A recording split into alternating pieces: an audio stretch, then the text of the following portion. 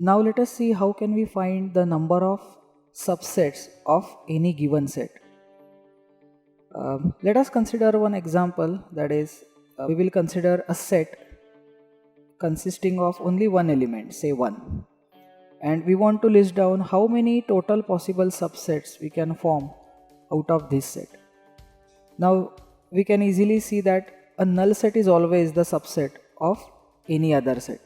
So therefore null set is definitely one of the subset, and the given set itself can also be considered as the subset of itself. So therefore we have two subsets that we can see here. Now let's see another case where instead of 1 we have two elements, say 1 and 2. Now to write the subsets here, once again null set is definitely a subset. Then we can take a set which has only 1 as the element in it, and the set which has only 2 in it, and the original set itself, isn't it? So these are the 4 possible subsets of the given set. We cannot have any other subset. And let us generalize after taking this last example, that is, suppose we have 3 elements now, say 1, 2 and 3. So to list down the subset, once again we start with a null set.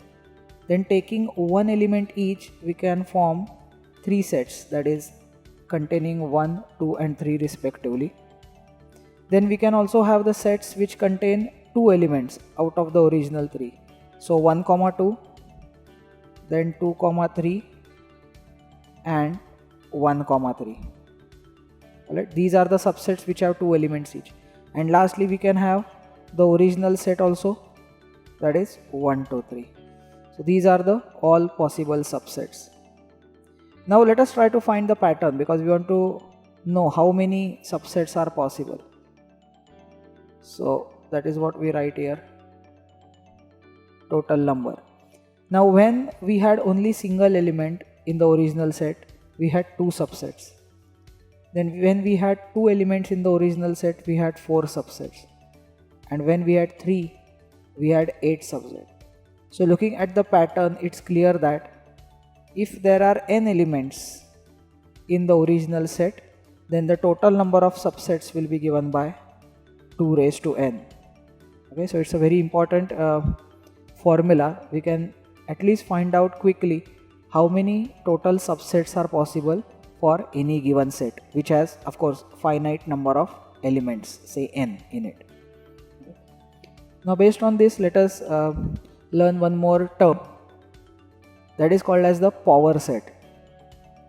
Now a set of all the subsets of a given set is called the power set of the given set.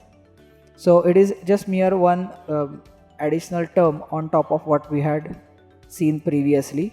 So let us consider A as, say, the set consisting of 2 elements 1 and 2. So therefore if we want to consider the set of all subsets of this, as we have seen in the previous example, will consist of a null set, then element having 1, element having 2, and the given set itself, that is 1 and 2. So the set of all subsets is called as the power set, and that is denoted by P into bracket A. Alright, so that is the notation for power set. So therefore it is clear that number of elements in power set of A are 4, and which is nothing but, as per the formula which we have seen, it is 2 square, because there are total 2 elements in the original set. So therefore we can generalize and find out that number of elements of a power set is nothing but 2 raised to the number of elements in the original given set.